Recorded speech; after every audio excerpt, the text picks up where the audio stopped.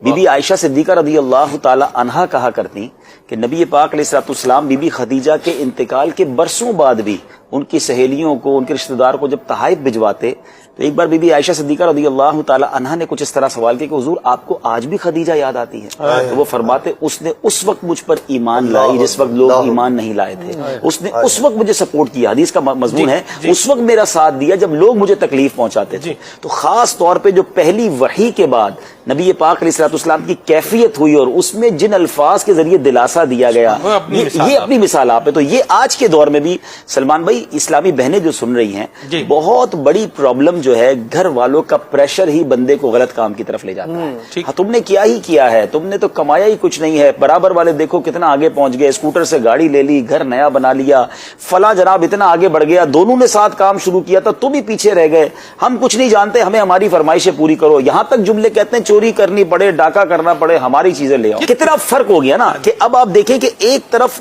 عورت چاہے، خواتین چاہیں تو اپنے گھر میں صبر اور امن لا سکتی ہیں، دوسری طرف اتنا طنز، اتنا ٹونٹ، اتنی تکلیف کہ مرد پھر حرام کی طرف، یا تو حرام کام کی طرف جاتا ہے یا پھر خودکشی کی طرف جاتا ہے۔ اور یہ گھر والوں کی طرف سے برباد ہونے والی بات جو نبی پاک نے 1400 سال پہلے حدیث میں کہی تھی نا کہ ایک وقت آئے گا قرب قیامت سے پہلے کہ بندہ اپنے گھر والوں کے ہاتھوں ہلاک ہوگا۔ تو یہ وہی مثال، صحابہ نے پوچھا تھا حضور، حدیث طویل حدیث ہے، اس کا مضمون ہے کہ رشتہ دار کے ہاتھ، والدین کے ہاتھ یا گھر والوں کے ہاتھ ہلاک ہوگا، تو صحابہ نے پوچھا حضور گھر والوں کے ہاتھ کیسے ہلاک ہوگا؟ تو فرمایا وہ اس کی تنگ دستی پر اسے آر دلائیں گے، شرم دلائیں گے، اور آج ہو رہا ہے یہ۔ آپ دیکھیں بہت سارا معاملہ اسی وجہ سے کہ گھر والوں کے تانے ہی برداشت نہیں ہوتے، ان کی ڈیمانڈ ہی ختم نہیں ہوتی ہے۔ بی بی خدیجہ الکبریٰ رضی اللہ تعالیٰ عنہا کی سیرت، حالانکہ آپ ایک مالدار گھرانے سے آئی تھی، آپ ایک سکھی اور جس کو آپ ایک بڑا ویل سیٹ گھرانے سے آئی، اور ایک طرف نبی پاک کے سامنے لوگ کھڑے ہو گئے تھے، ایک زبردست دشمنی اور ظلم کی فضا تھی، مگر کیا سپورٹنگ رول تھا، کیا پیار تھا، کیا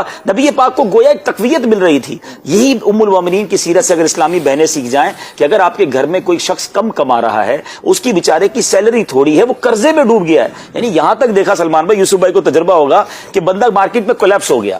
اس کے پیسے ڈوب گئے، اب وہ روتا ہوا گھر پہنچا نا، تو گھر والوں کا کیا کام ہونا چاہیے؟ فکر نہیں کرے، ہم تمہارے ساتھ ہیں، سونا بیچ دو ہمارا، تم نے تو کرنا یہی تھا، برباد کر دیا تم نے۔ اب بندہ خودکشی کی طرف جاتے ہیں، گھر والے گھر چھوڑ کے چلے جاتے ہیں، یعنی ایسا بھی ہوا کہ رشتے ختم کر لیے کہ تو کنگال ہو گیا، اب یہ کنگال کے ساتھ ہماری بیٹی کیسے رہے گی؟ ارے یہی تو وقت ہے اسے سہارا دینے کا، گاڑی کے پہیے ہیں، ایک دوسرے کو تکلیف میں ہی تو ساتھ دینا ہے، مصیبت میں ساتھ دینا ہے۔ اور اب یقین کریں میری زندگی میں بہت سارے تجربات ہیں اور میں نے بہت سارے لوگوں سے ملاقات کی ہے،